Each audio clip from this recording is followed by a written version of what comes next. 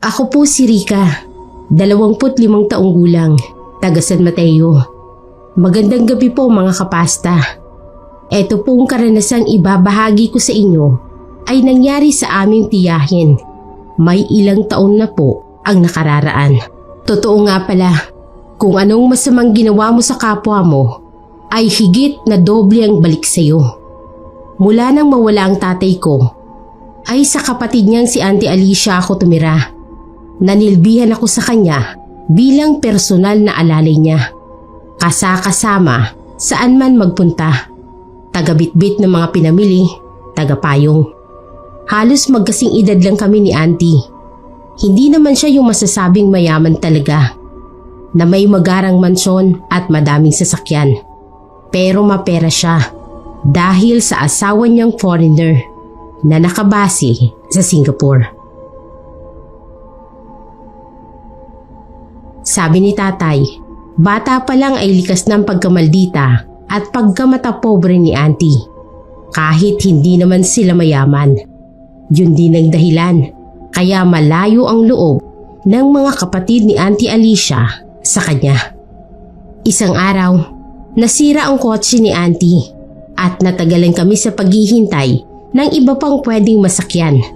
Napilitan kaming sumakay ng jeep. Nang mahinto ang jeep sa isang intersection, ay may biglang umakyat na matandang lalaki.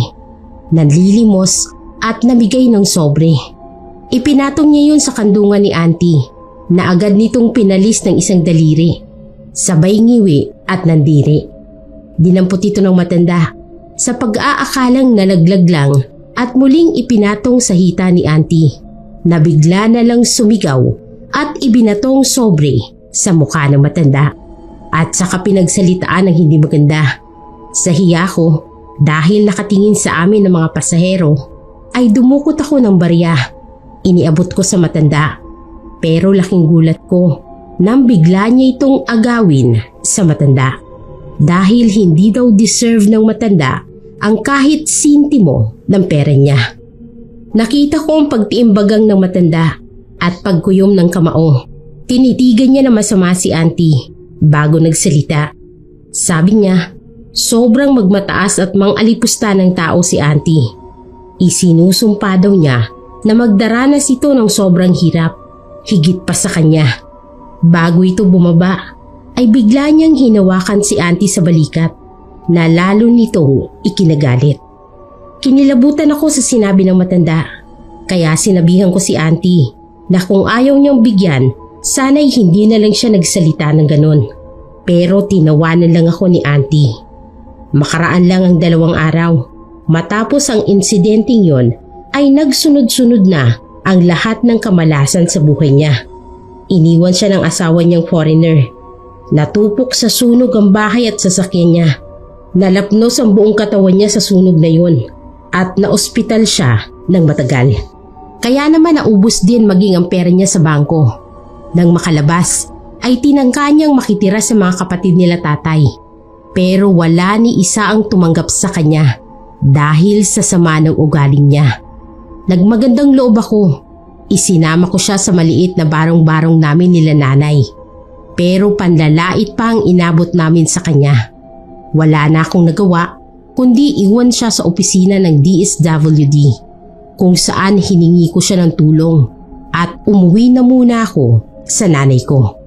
Makalipas ang ilang linggo ay nabalitaan namin. Nakita daw si Auntie sa Divisoria na mamalimos. Naawa kami ni nanay kaya naman hinanap ko siya pero huli na.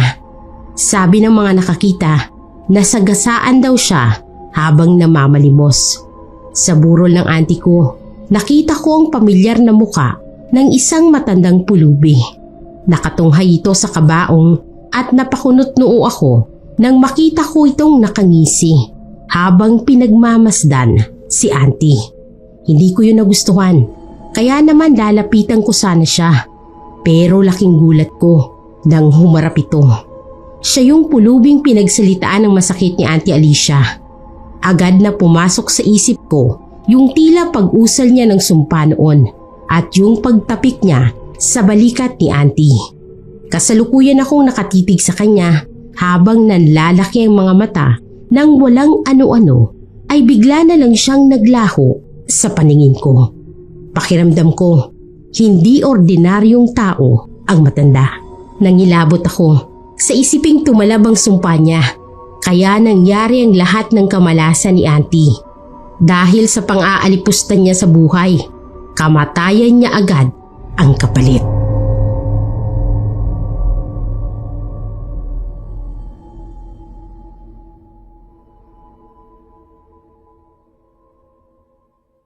Magandang gabi po sa lahat ng nakikinig ngayon. Itago niyo na lamang ako sa pangalang Edita. Itong ibabahagi ko sa inyong kwento ay isang pangyayari sa buhay naming mag-ina na kahit sa kasalukuyan na maayos at tahimik naman ang buhay namin, ay hindi pa rin makakalimutan ang naging karanasan namin noon. Matagal na po itong nangyari. Nakatira pa kami noon sa tabi ng riles ng tren. Kasama ko sa bahay ang anak kong si Karen at ang asawa niyang si Samboy. May isang anak silang babae, 2 taon noon. Impyernong naging buhay ng anak ko sa lalaking yon. Walang araw at gabi na hindi sila sinasaktang mag-ina. At maging ako, sa tuwing tatangkain kong pigilan siya sa pananakit niya. Kaming mag-ina ang bumubuhay sa kanya dahil wala siyang ginawa kung hindi ang magbisyo. Lahat na yata ng pakikiusap at pagmamakaawa ay ginawa ko na sa anak ko. Hiwalayan niya lang si Samboy. Pero hindi ko siya matinag. Hindi na din mabilang ang mga blatters namin sa barangay. Pero wala ding nangyayari. Dahil sa laki ng takot at pagmamahal ng anak ko sa lalaking yon. Isang araw, galing ako sa pagtitinda sa palengke. Malayo pa lang ay tanaw ko ng kumpol ng mga tao sa harap ng bahay namin. Tapos, malakas ang lagabog at sigaw ng anak ko na nagmamakaawa. Ganon din ang iyak ng apo ko. Hinawi ko ang mga tao pero hindi ako makapasok sa bahay dahil nakakandado yun. Binasag ko ang bintana at tumambad sa akin ang duguang mukha ng anak ko. Habang walang tigil na paghampas dito ni Samboy ng isang basag na bote. Sa pakiusap ko ay pinagtulungan ng mga tao na wasakin ang pinto at saka pa lang ito nabuksan. Pero walang nakalapit agad dahil iwinasiwas ni Samboy ang hawak niyang patalim sabay labas. Nang hilakbot ako sa itsura ng apo ko at ng anak ko. Itinali pa lang kamay at paa sa crib. Umaalo ng dibdib ko sa matinding galit at dahil doon ay naisumpa ko si Samboy na sana'y mamatay na siya. Sana masagasaan siya ng tren at maputulan ng ulo. Pagkasabi ko noon ay natigilan ako dahil may tila itim na usok na dumaan sa harap ko. Nasundan ko pa yun ng tingin ng lumabas at hindi ko alam kung bakit kinilabutan ako. Habang nasa ospital ang anak ko, pati na rin ang apo ko, ay hindi nagpakita si Samboy hanggang sa makalabas at makauwi na kami ng bahay. Kahit ilang araw na ay tahimik pa rin kami. Lagi pa rin kakaba-kaba dahil sa oras na susulpot siya ay alam kong gulo na naman ang mangyayari. Noong mga oras na yun, naglalaba ako sa harap ng bahay habang ang anak kong si Karen ay nasa hagdan lang. Kalong ang anak niya. Bigla akong napatayo nang makita ko sa kabilang bahagi ng rilis si Samboy. Nakatayo ito at nakatingin sa amin. Pero hindi yun ang ikinagulat ko, kung hindi yung itim na usok na nasa likod ni Samboy. Titig na titig ako dito nang bigla akong magulangtang dahil sa malakas na busina ng tren. Kasabay ang sigawan ng mga tao at paggulong ng kung ano sa paanan ko. Kaya naman napatili ako sa gulat nang makita ko ang putol na ulo. Ulo yun ni Samboy. Nasagasaan pala ng tren. Hindi ko maipaliwanag ang kilabot ko ng mga oras na yun. At naalala ko yung binitiwan kong sumpa. Patawarin ako ng Diyos, Pero hindi ko naman hinangad ang kamatayan niya. Nadala lang ako ng sobrang galit. Pero hindi ko maitatanggi na nakaramdam ako ng kapayapaan dahil sa wakas natapos na rin ang kalbaryo ng anak ko.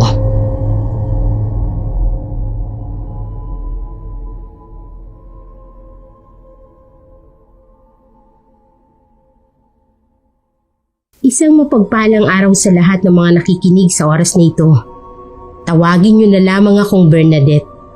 Ibabahagi ko sa inyo ang masaklap na kwento ng kapatid kong si Jamie. 5 taon na si Jamie at ang boyfriend niyang si Neil nang malaman niyang niloloko lang siya nito.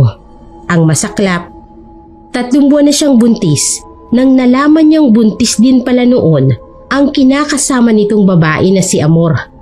Galit na galit ang kapatid ko, kaya naman sinugod niya si Neil at ang babae nito sa inuupahan nila. Pinapili si Neil sa kanilang dalawa. Abot-abot ang paghingi ng tawad ni Neil at ni Amor dahil sa nagawa nila. Nakiusap sila na hayaan na lang sila ni Jamie at hindi naman daw niya pababayaan ang batang dinadala niya. Pero lalo lang nagalit ang kapatid ko at sinabi niya hindi siya titigil hanggat hindi niya nababawi si Neil dito. Kinausap na namin siya at pinayuhan na hayaan niya na lang si Neil dahil alam naman namin kung bakit nagawa yun ni Neil sa kanya. Una kasing nagloko ang kapatid ko. Madaming beses na. Ilang ulit din siyang tinanggap ni Neil dahil mahal siya nito sa kabila ng ugali niya hanggang sa nagsawa si Neil sa pag-iintindi sa kanya. Hindi nga niya tinigilan ng dalawa. Lahat ng panggugulot iskandalo'y ginawa niya hanggang sa nabalitaan na lang namin na ikakasal na ang dalawa. Doon lalong sumiklab ang matinding galit ni Jamie. Hindi niya matanggap na hindi niya talaga mababawi pa si Neil.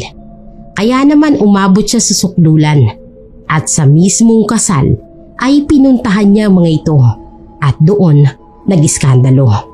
Kung hindi rin lang daw mapupunta sa kanya si Neil, isinusumpa niya hindi magiging masaya ang buhay nila. At ang sentro ng sumpa niya ay ang batang dinadala ni Amor. Dahil ito raw ang dahilan kung bakit siya iniwan ni Neil. Bunga raw ito ng kasinungalingan at pangloloko ng dalawa sa kanya. Isinumpa niya ang bata. Nangilabot ako mga kapasta dahil sa binitawang sumpa ni Jamie. Nagpaantanda na lang si Mama. Agad namin siyang inilayo sa lugar na yon. Matapos ang kasal ay nabalitaan naming inuwi ni Neil sa probinsya nila ang asawa niya para makaiwas na rin sa panggugulo ni Jamie. Ilang buwan pa ang lumipas, nanganak na nga si Jamie. Pero nagimbal kami nang tumambad sa amin ang itsura ng anak niya. Masakit man sa loob naming i-describe ang itsura ng sanggol. Pero mistulas siyang hayop dahil puro balahibo ang buong mukha at katawan nito. Ang mga kamay at ang paa ay hindi rin normal dahil tulad ito sa isang unggoy. Nag-hysterical si Jamie nang makita ang itsura ng anak. Itinanggi at hindi niya raw ito matatanggap. Mabuti na lang, sa bahay lang siya nanganak sa tulong ng isang midwife naming nakamag-anak. Kaya nagawa namin itong itago. Pero si Jamie, nang makapanganak, bigla na lang nawala at iniwan sa amin ang bata. Nakarating naman sa amin ang balitang nakapanganak na din si Amor, isang malusog na batang lalaki. Tila bumalik kay Jamie ang sumpa at sa anak niya tumama dahil ang anak niya ang taong bunga ng kasinungalingan at panloloko. Dahil hindi naman si Neil ang tunay na ama ng bata, kundi yung lalaking nang iwan din sa kanya. Kaya kay Neil niya ipinapaako ang bata. Kaya naniniwala ko, totoo ang karma at yun ang nangyari sa kapatid ko. Ang masama lang, nadamay pa ang isang inosenteng bata.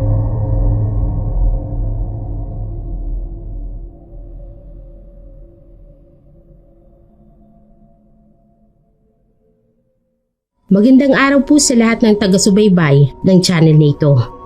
Ako nga po pala si Elot. Naniniwala po ba kayo sa sumpa o bad karma? Hindi ko po sigurado kung nagkataon lang o nagkatotoo talagang sumpa. Pero tungkol ito dun sa kwento ni Tita Linda ko, ibabahagi ko lang po sa inyo. Kilala si Tita Linda sa lugar namin dahil sa pautang niyang 5'6". Kung marami man siyang nagagawa ng pabor, ay higit na mas madami ang galit sa kanya dahil anilay sobrang pagkaganid ng tita sa pera. Paano ba naman? Ang pautang niya ay 1 linggo lang ang palugit. Kapag hindi nakabayad, ay agad na dumudoble ang tubo at literal na magpapahating gabi o madaling araw ay kakatukin at bubulabugin niya para singilin. Ugali din ng tita ko na mamahiya sa daan sa may mga utang sa kanya. Wala ding pakialam si tita kay may sakit o namatayan ka, basta magbayad ka. Yun lang ang importante sa kanya. Wala namang magawang mga lumalapit sa kanya dahil sa sobrang kagipitan ay si tita ang naiisip nilang lapitan. Kagaya na lang ni Aling Belen na kahit may utang pa kay tita ay sinubukang mangutang ulit dahil may sakit ang anak at nasa ospital. Pero imbis na pahiramin siya ni Tita Linda, sa pilitan pa itong kinuha ang natitirang pera bilang pambayad sa balanse niya. Namatay ang anak ni Aling Belen at ang masaklap pa, wala siya sa tabi ng anak niya. Dahil kasalukuyan siyang nakikiusap noon na makautang kay tita, pambili ng gamot na kailangan ng anak niya. Pero wala talagang konsiderasyon si Tita Linda na kahit nakaburol ng anak ni Aling Belen ay pwersahan pa din niyang kinukuha ang mga abuloy para sana sa pampalibing nito. Sa sobrang galit ni Aling Belen, nagbitaw siya ng salita kay tita sa harap ng maraming tao na dahil daw sa ugali ni tita ay dadapuan siya ng isang matinding sakit na walang lunas at magpapahirap sa kanya hanggang sa maubos ang lahat ng pera niya at magmakaawa siya na mamatay na lang. Kinilabutan ng lahat ng taong nakarinig nun, lalo na ako, dahil kitang-kita ko sa mukha ni Aling Belen ang matinding galit at pagkasuklam kay Tita Linda. Pinayuhan siya ng mga tao na bigyan ng konsiderasyon si Aling Belen para bawiin ito ang sumpa. Pero hindi natinag si Tita Linda. Hindi daw siya naniniwala sa sumpa at sinabihan pa kaming wala kaming pakialam dahil hindi naman kami magkakasakit. Kinagabihan lang ng araw na yun, matapos ang libing ng anak ni Aling Belen, nakita ko siyang nakatayo sa harap ng bahay ni tita. May hawak na itim na kandila habang tila umuusal ng kung ano. Kinilabutan ako, kaya naman tinawag ko ang nanay ko. Pero nang sumilip uli kami, wala na ito. Kinabukasan, nagulat na lang kami nang makita namin si Tita Linda na tinubuan ng maliliit na bukol sa buong mukha at katawan. Nung unay maliliit lang, pero makalipas lang ang ilang araw, unti-unti itong naglalakihan hanggang sa halos sakupin na ang buong mukha niya. Nangilabot kami sa naging itsura ni tita at naisip agad namin si Aling Belen at ang binitawan nitong sumpa kay tita. Siya lang ang may motibo para gawin yun dahil biglang-bigla lang ang paglitaw ng mga bukol. Kung saang-saang doktor pa pumunta si tita, pero nakapagtataka. Normal naman lahat ng lumalabas sa laboratorio. Walang kahit anong makita ang mga doktor. Bukod sa binago ng mga bukol na yun ang itsura ni tita, pinahirapan pa siya ng gusto nito dahil sa matinding sakit na halos ikabaliw na ni tita. Hanggang sa manghina siya, naubusan ng pera at nawala sa tinuan. At isang araw nga, natagpuan na lang siya ng mga anak niya na nakabigti. Hindi na kinaya ni tita. Tinapos na lang niya ang buhay niya. Kagaya ng sumpa ni Aling Belen. Gustuhin man ng pamilya ni tita na idemanda si Aling Belen ay alam naman nilang walang mangyayari dahil hindi naman pinaniniwalaan sa korte ang ganong mga bagay. Matagal nang nangyari yon mga kapasta at wala na din si Aling Bilen sa lugar namin. Pero hanggang ngayon, kinikilabutan pa rin ako sa tuwing naaalala ko ang nangyari kay Tita Linda.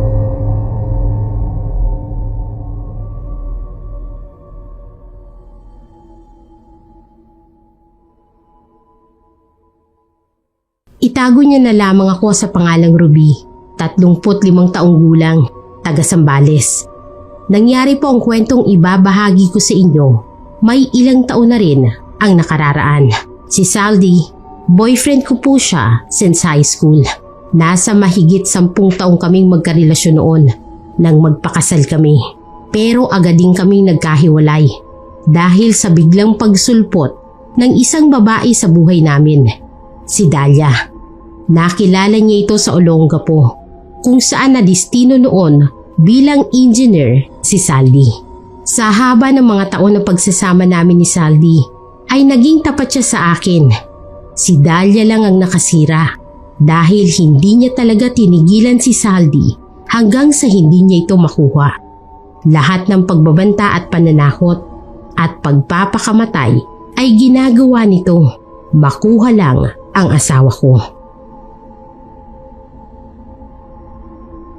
Nagkataon, anak pa ito ng taong pinagkakautangan ng loob ng pamilya ni Saldi.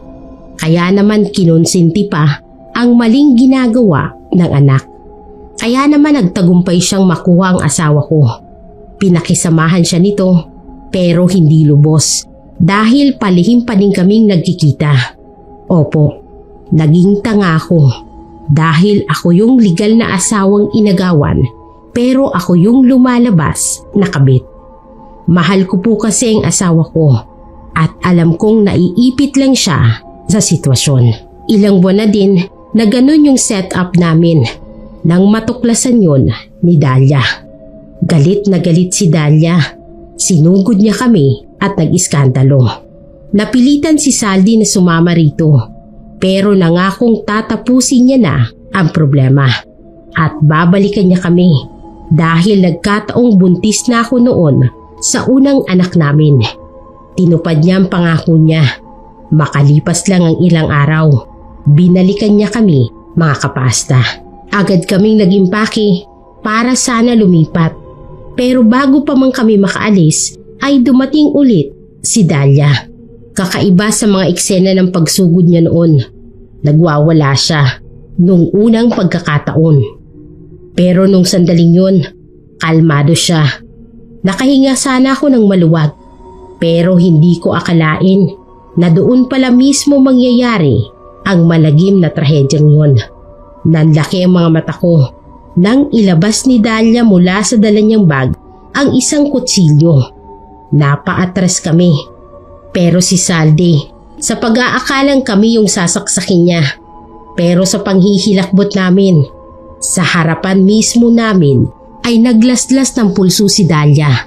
Nasindak ako sa ginawa niya at sa takot ay dinugo ako. Kaya dalawa kaming isinugod sa ospital. Marami agad ang nawalang dugo kay Dalia dahil sa lalim ng pagkakahiwa niya sa pulso niya. Bago siya tuluyang nalagutan ng hininga, salitan niya pa kaming tiningnan ni Saldi bago nagbitaw ng salita na nagpakilabot sa amin.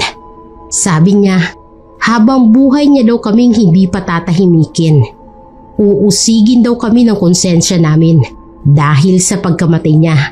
At kahit kailan daw ay hindi kami magiging masaya dahil magdaranas kami ng sobrang hirap, lalo na ang anak namin. Hindi ko alam kung nagkataon lang ba, pero ilang araw lang matapos ang pangyayaring yun, dinapuan ako ng matinding sakit, habang si Saldi naman ay nagkaroon ng matinding depresyon na halos nawala sa katinoan niya. Salamat na lang sa Diyos at ipinag-adya niya ang anak namin sa sumpa ni Dalia. Dahil sa kabila ng naging sakit ko, ay naisilang ko siya ng malakas at malusog. Pero sa ngayon, pareho pa din kaming dumaranas ni Saldi ng kalbaryo. habang pabalik-balik ako sa ospital dahil sa sari-saring sakit na hindi maipaliwanag ng mga doktor. Si Saldi naman ay hindi makapagtrabaho ng maayos. Makailang ulit na din kaming bumalik sa mental health. Pero ganun pa rin ang kondisyon niya. Masakit lang dahil kahit kami naman ang nasa tama ay kami pa rin yung nagdurusa ngayon dahil sa sumpa ng isang sakim na tao. Pero ganun pa man, ipinagdarasal ko pa din ang katahimikan ng kaluluwa ni Dahlia para matahimik na din kami at matapos na ang kalbaryo namin. Magandang araw po sa ating butihing narrator at sa lahat ng taga-subaybay na maaaring makapakinig ng kwento ko kung papalari na mapili. Ako po si Veron, taga Pampanga. Nagtrabaho ako bilang sekretary sa isang funeral homes na pagmamay-ari ng ninong ko. Magdadalawang taon na din ako doon at minsan ay wala naman akong naramdamang kakatuwa. Pero nang dumating doon ang ampon ng ninong ko na si Jojo, doon nangyari ang isang makapanindig balahibong karanasan ko. Isang araw ay maaga akong dumating. Mga 6:00 pa lang ng umaga noon. Sinadya ko yon dahil may gusto kong alamin. May nawawala kasing malaking pera at malakas ang kutob ko na may kinalaman doon si Jojo. Wala siya at ang iba pa naming katrabaho. Sarado pa rin ang morgue dahil sa pagkakaalam ko ay wala nang bangkay doon. Kasalukuyan akong nakatutok sa logbook nang maramdaman kong parang may nakamasid sa akin. Isa yun sa kakatuwang eksena na nagsimula kong maramdaman simula nang dumating si Jojo doon. Yung pakiramdam na parang laging may nakatingin. Kaya naman dadaan o di kaya'y naliligalig na iyak at mga tunog na dati ay wala naman. Kahit bahagya akong kinilabutan ay pinilit kong baliwalain yun dahil kailangan kong samantalahin na wala doon ang ampon ng ninong ko. Hanggang sa napansin ko mula sa sulok ng mga mata ko na may gumagalaw sa loob sa gawin ng pinto ng morgue. At nagulat pa ako nang makita ko na may babaeng nakatayo sa pinto na pormal o tila galit ang muka na nakatingin sa akin. Sa gulat ay napatayo ako. Hindi ko kilala ang babae at hindi ko alam kung saan ito nanggagaling. Sa labas man o sa second floor kung saan nakatira ang mga nagtatrabaho ay siguradong dadaan sa akin at makikita ko. Pero bigla na lang itong nakatayo doon. Lalapitan ko sana para tanungin kung sino siya at kung ano ang ginagawa niya doon. Pero mabilis itong pumasok sa loob. Nagulat ako dahil nakita kong nakalak ang pinto. Hindi kami nagpapapasok ng unauthorized person doon, kaya agad ko itong sinundan. Ganoon na lamang ang pagkagimbal ko nang makapasok ako sa loob. Tumambad sa akin si Jojo na hubot-hubad na nakapatong sa wala ding saplot na katawan ng isang bangkay na babae. Sa gulat ay nahulog ito mula sa lamesa at hindi maganda tutong nagsuot ng damit. Nang makabawi ay galit na galit ito at binantaan akong huwag magsusumbong. Pero kung galit siya, mas matindi ang galit ko sa natuklasan ko. Nilalapastangan niya ang mga bangkay ng babae doon. Hindi ako natakot sa banta niya at agad-agad ay ipinaalam ko yon sa ninong ko. Pero sa pagkadismaya ko, hindi naniwala sa akin si Ninong dahil na brainwash niya na pala ang isip ng matanda. Sa akin pa ito nagalit kaya wala na akong nagawa. Bumalik ako sa morgue para ipaayos ang bangkay ng babaeng nilapastangan ni Jojo at nagulat ako nang malaman ko mula sa kanila na matagal na pala nilang alam na ginagawa ito. Pero tinatakot sila kaya nananahimik lang. Nang nakita ko ang bangkay ng babae, higitang pagkagulat na naramdaman ko kung hindi pagkagimbal dahil yung babaeng nakita kong pumasok sa morgue at yung bangkay na nasa harap ko ay iisa. Hindi ko alam kung paano i-describe yung kilabot at takot na bumabalot sa katawan ko nung mga oras na yon.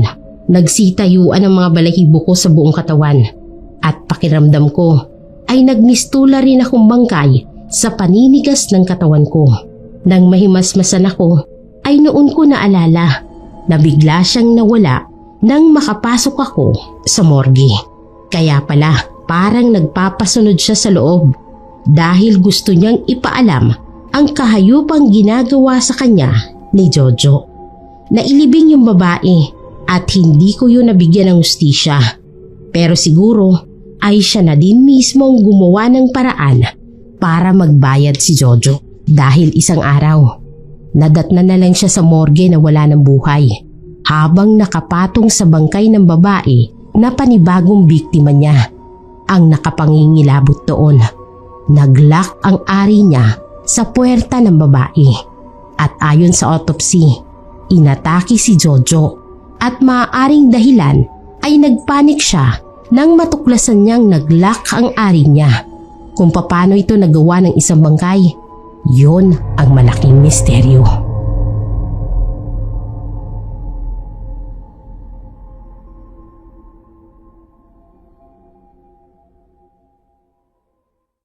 Itago niyo na lamang ako sa pangalang Daria.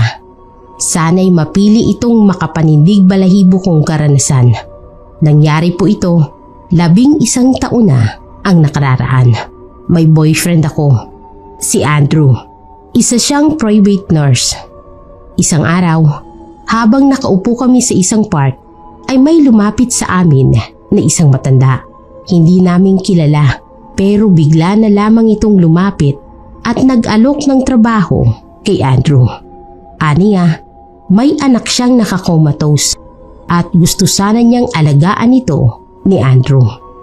Misteryo sa akin ang pagkakaalam ng matanda sa lahat ng detalye tungkol kay Andrew.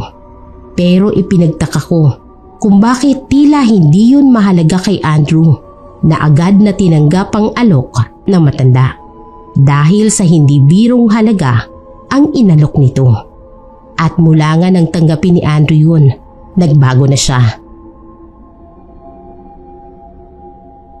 Unti-unti nawalan siya ng oras sa akin.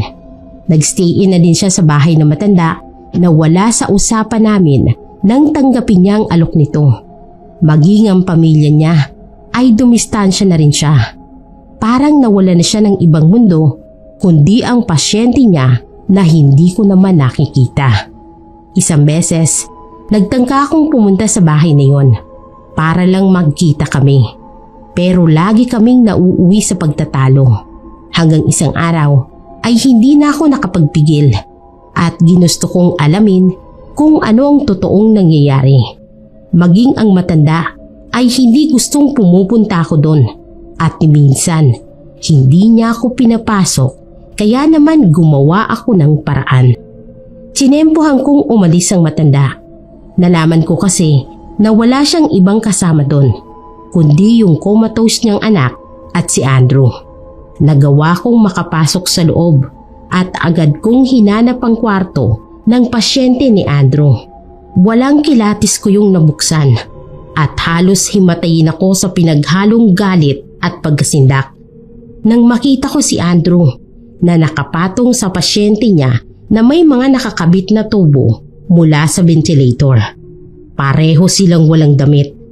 Namimilog ang mga mata kong natutup ko ang bibig ko.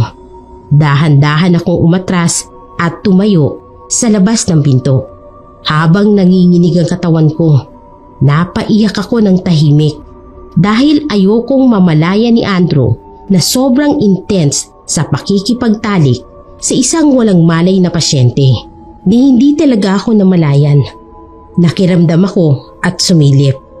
Nakita ko si Andrew na nakahubad na pumasok sa CR.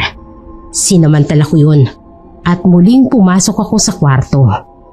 Pinagmasdan ko ang babae at noon ko lamang nakita. Halos kasing edad lang namin siya. Nakaramdam ako ng selos nang makita kong napakaganda niya maging ang hubog ng katawan niya. Pero habang pinagmamasdan ko siya ay may napansin akong kakaiba. May kabang umahon sa dibdib ko at napatingin ako sa machine na nakakabit sa kanya. Nakapatay ito at naka-unplug. Kinakabahang nilapitan ko ang babae. Sinalat ko ito at ganoon na lamang ang pagkasinda ko nang mahipo kong matigas at malamig na ito. Gimbal na napaatras ako. Patay na ang babae at nakikipagtalik si Andrew sa isang bangkay. Nanlaki ang ulo ko sa sobrang kilabot. Halos masuka ko. Hindi ako makapaniwalang nasikmura yon ng boyfriend ko. Noon naman lumabas ng CR si Andrew. Nakatapis lang ito ng tuwalya at gulat na gulat nang makita ko. Mag-asawang sampal agad ang pinadapo ko sa mukha niya at sinumbatan ko siya. Sinabihan ko siyang may sira na ang utak niya dahil sa ginawa niyang pakikipagtalik sa patay. Ipagpapalit din lang niya ako sa isa pang bangkay. Namutla si Andrew. Niyakap ako at nakiusap na ilihim ko na lang ang natuklasan ko. Pero itinulak ko siya at sinabi kong nandidiri ako sa kanya. Dali-dali akong lumabas at nakasalubong ko sa pinto ang matanda. Nagulat ito at sumama ang tingin sa akin. Hindi ko alam, pero tingin ko sa matanda ay isa ring may sira ang ulo at may sa demonyo. Binala kong isuplong sila dahil alam kong labag sa batas ang ginagawa nila. Pero hindi ko na kinaya. Sa huli, napagpasyahan ko na lamang na mag-abroad at kalimutan si Andrew.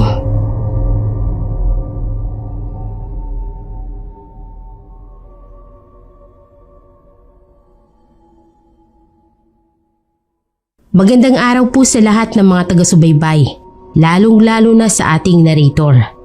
Matagal na po akong tambay sa channel na to at nakailang beses na rin akong sumubok na magpadala ng storya ko. Sana po sa pagkakataong ito ay mapansin ako. Ako nga po pala si Bisia.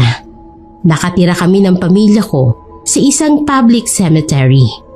Ang totoo po, madami kaming kapamilya na nakatira doon. Sepulturero si tatay, habang si nanay naman ay nagtitinda ng mga bulaklak at kandila sa gate ng sementeryo. Sa tagal na namin dito, bata pa lang ako ay marami na akong makapanindig balahibong karanasan sa mga multo.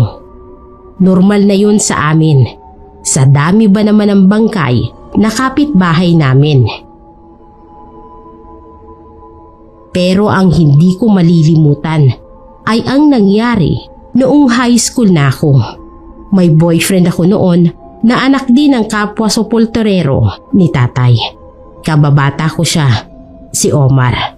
Tipikal kaming kabataan noon, maharot, mapusok. Tuwing gabi, sa sulok-sulok kami ng mga nicho matatagpuan. Kasalukuyang kaming naglalambingan nang bigla kaming may narinig na parang may hinihila na kung ano sa bato.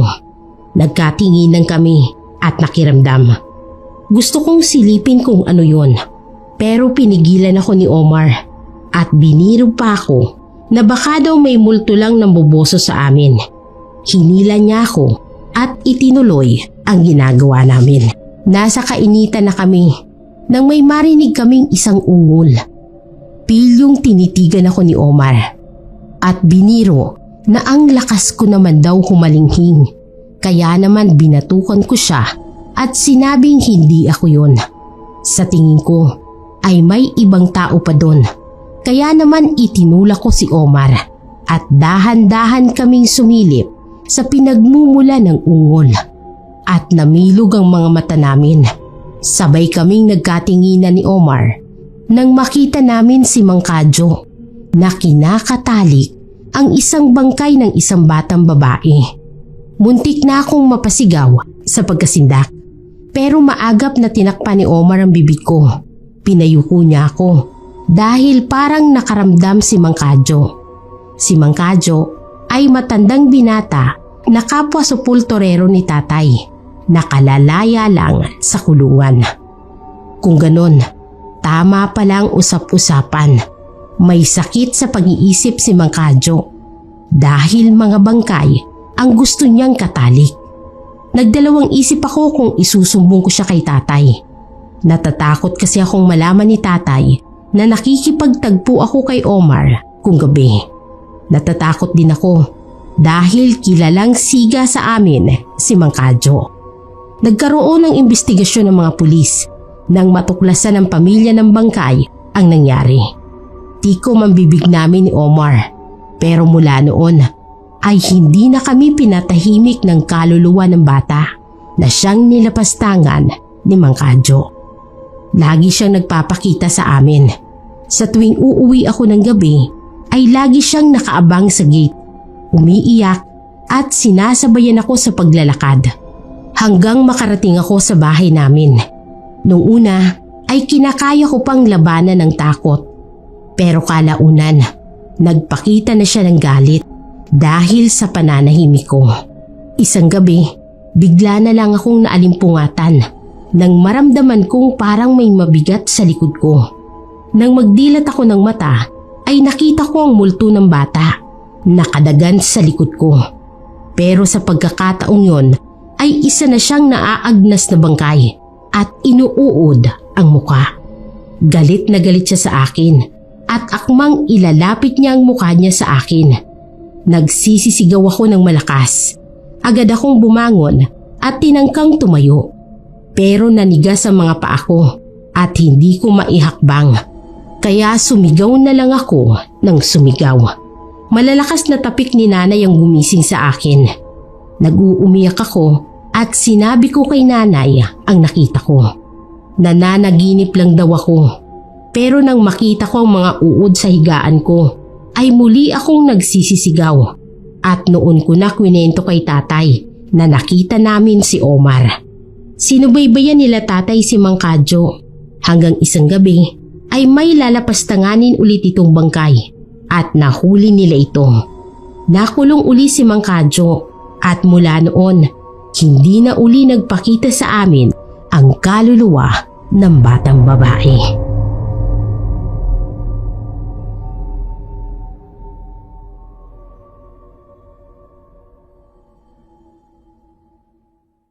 Mga kapasta, ako po si Jeredith.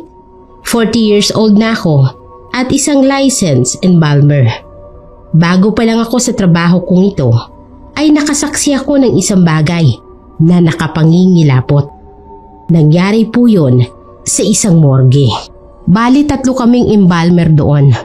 Itago natin sila sa pangalang Mario at Andoy. Sa isang kwarto sa likod ng morgue ako pansamantalang nag-i-stay nang masunog ang inuupahan kong apartment. Isang gabi, mag-aalauna na yun pero hindi ako makatulog. Narinig ko kasing parang nag-uusap yung dalawa na tila ba may binabalak na masama sa bangkay ng babaeng dinala doon. Unang gabi yun. Umiinom sa garahe yung dalawa na dapat sana'y nakauwi na pero inabot ng hating gabi doon.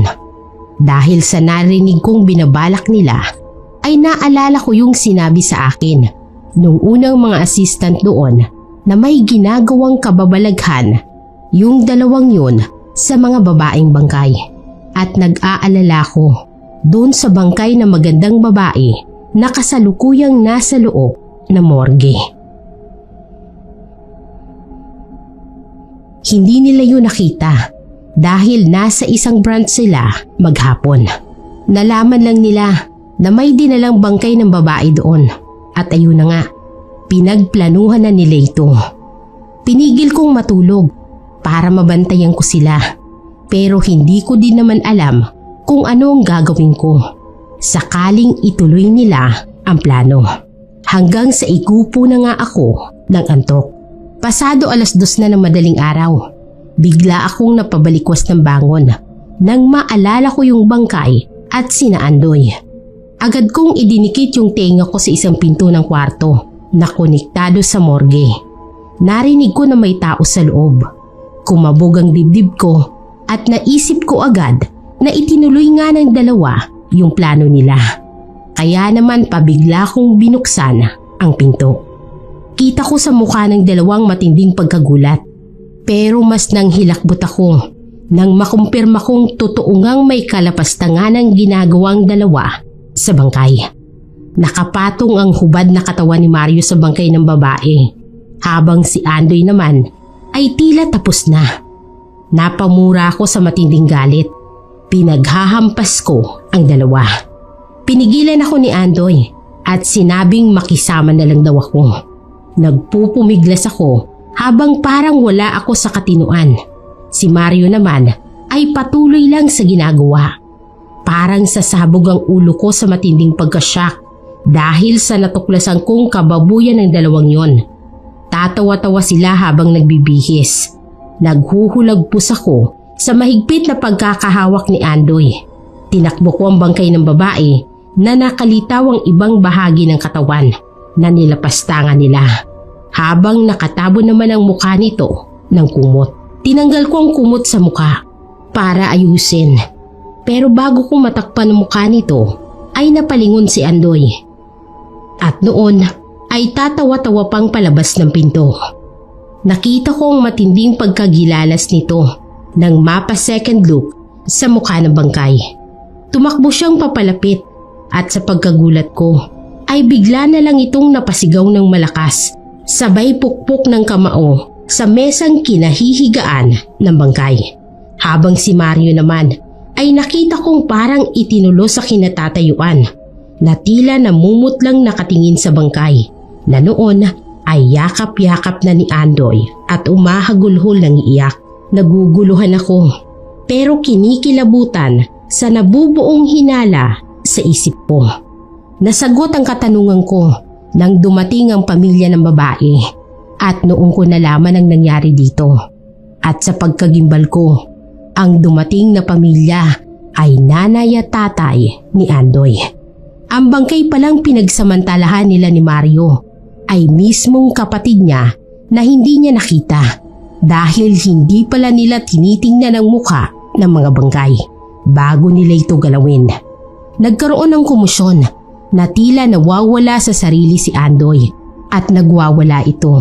Inakala ng pamilya nila na dahil yun sa pagkamatay ng kapatid nito. Wala silang kaalam-alam sa ginawang kababuyan ng anak nila sa mismong kapatid nito. Habang inihahanda ko ang bangkay ng kawawang babae, ay pinanindigan ako ng balahibo nang makita kong lumuluha ito.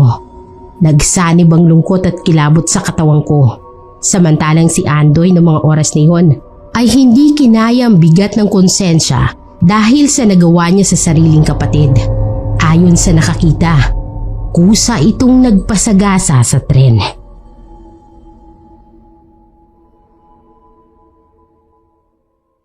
Mga kapasta, ito pong kwentong ibabahagi ko sa inyo ay isang pangyayaring medyo nakaririmarim at ako mismo ay hindi rin makapaniwala na may mga tao pala talagang ganon.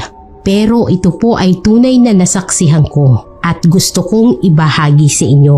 Itago nyo na lamang po ako sa pangalang Jane at ang kaibigan ko na itago natin sa pangalang Via. Mula pagkabata ay magkaibigan na kami ni Via hanggang sa magdalaga ako. Akala ko sa haba ng panahon ng pinagsamahan namin bilang magkaibigan ay kilala na namin ang isa't isa. Pero meron pala akong hindi alam sa pagkatao niya na natuklasan ko lang noong magkasama na kami sa med school. Sa subject na human anatomy, kinakailangan naming pag-aralan ng isang bangkay at bilang first timer ay kilabot at pagkasuka ang una kong naramdaman, habang si Via naman ay napansin kong nag-i-enjoy at sobrang focus sa ginagawa namin.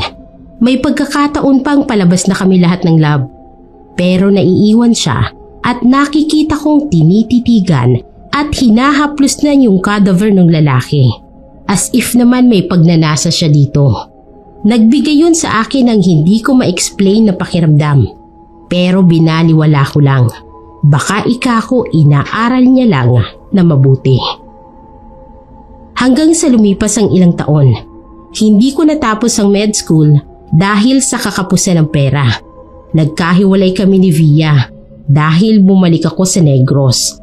Pagkatapos ay bumalik ulit ako ng Maynila. Nag-apply ako para mag-abroad. Habang naghihintay ay nakitira ako kina Via noon na nagmamanage na ng maliit nilang funeral homes. Hindi rin siya nakapagtapos ng med school at mas pinili niyang maging isang mortician embalmer dahil daw sa nasimulan nilang negosyo. Isang gabing maalinsangan, hindi ako makatulog. Parang balisa ako na hindi ko maintindihan. Lumabas ako ng terrace at nagpahangin. Nang natanaw ko si Via, napababa ito patungo sa punerarya nila. Nasa loob din kasi yun ang bakuran nila.